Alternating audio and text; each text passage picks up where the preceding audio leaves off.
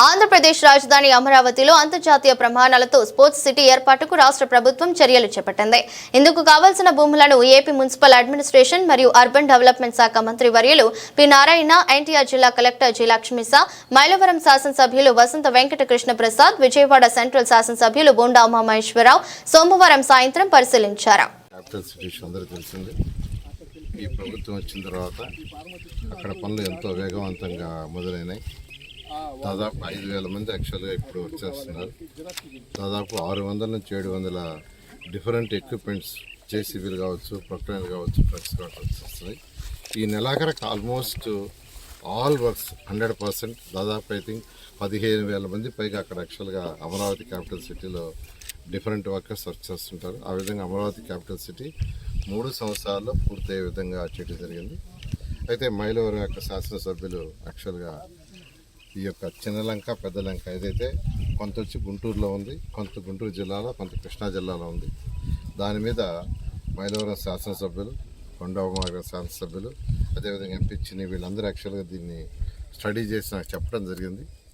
నాకు మరియు ఈ స్పోర్ట్స్ అథారిటీకి సంబంధించిన మినిస్టర్ గారికి కానీ, అదేవిధంగా ఎడ్యుకేషన్ మినిస్టర్ కానీ వీళ్ళందరూ కూడా చెప్పారు.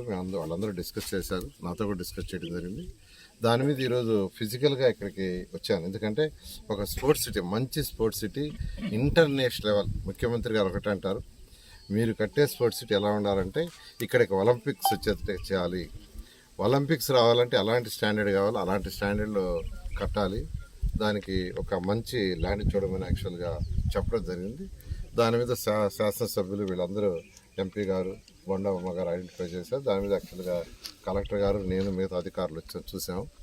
అయితే దీన్ని ఇరిగేషన్ డిపార్ట్మెంట్ వాళ్ళతోనూ, తర్వాత దీనికి సంబంధించిన సిఆర్డీ డిపార్ట్మెంట్ వాళ్ళతోనూ ఒక కంబైన్ కమిటీ వేసి దీని మీద స్టడీ చేయమని కలెక్టర్ గారికి ఆదేశించాను.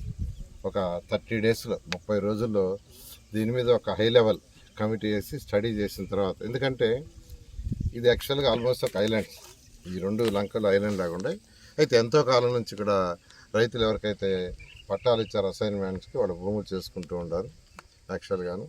అయితే వాళ్ళు కూడా ఎక్కువ ఆహ్వానించారు, మా భూములు కూడా తీసుకోండి సార్, ఇక్కడ ఏదైనా మంచి యాక్టివిటీ చేయండి, మా భూములకు కూడా మంచి రేటు వస్తుంది, మా పిల్లల భవిష్యత్తు కూడా బాగుంటుందని ఇక్కడ ఉన్న రైతులు కూడా యాక్చువల్గా ఆహ్వానించడం జరిగింది. దాని మీద ఈరోజు యాక్చువల్గా నేను, కలెక్టర్ గారు, శాసనసభ్యులు రావడం జరిగింది. ఖచ్చితంగా ఒక నెల లోపల దీన్ని స్టడీ చేసి ఇది ఎంతవరకు ఉపయోగపడుతుంది అని దాన్ని స్టడీ చేసి దాని మీద ముందుకు పోవడం జరుగుతుంది. ఆ స్టడీ చేసిన తర్వాత ముఖ్యమంత్రి గారికి వివరిస్తాము. వారు ఇచ్చే డైరెక్షన్ ప్రకారం ముందుకు పోయి ఏం చేయాలని చేయడం జరుగుతుంది.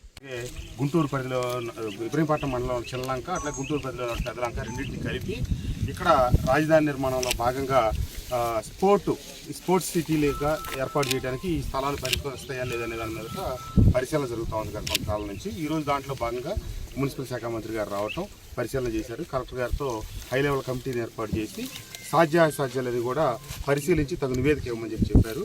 ఆ మేరకు మంత్రి గారిని మేము కోరుతా ఉంది ఏంటంటే, పాజిటివ్గా రిపోర్ట్స్ తీసుకొని మా మైలవరం నియోజకవర్గంలో ఏ రకమైనటువంటి ప్రాజెక్టులు లేవు సార్, తప్పకుండా అటుపక్క నదికి రాజధాని కార్యకలాపాలు చాలా పెద్ద ఎత్తున ఉన్నాయి, ఇటు ప్రాంతంలో కూడా చేస్తే మా నియోజకవర్గం కూడా అభివృద్ధి అవుతుంది కాబట్టి తగు జాగ్రత్తలు తీసుకోవాలి సార్.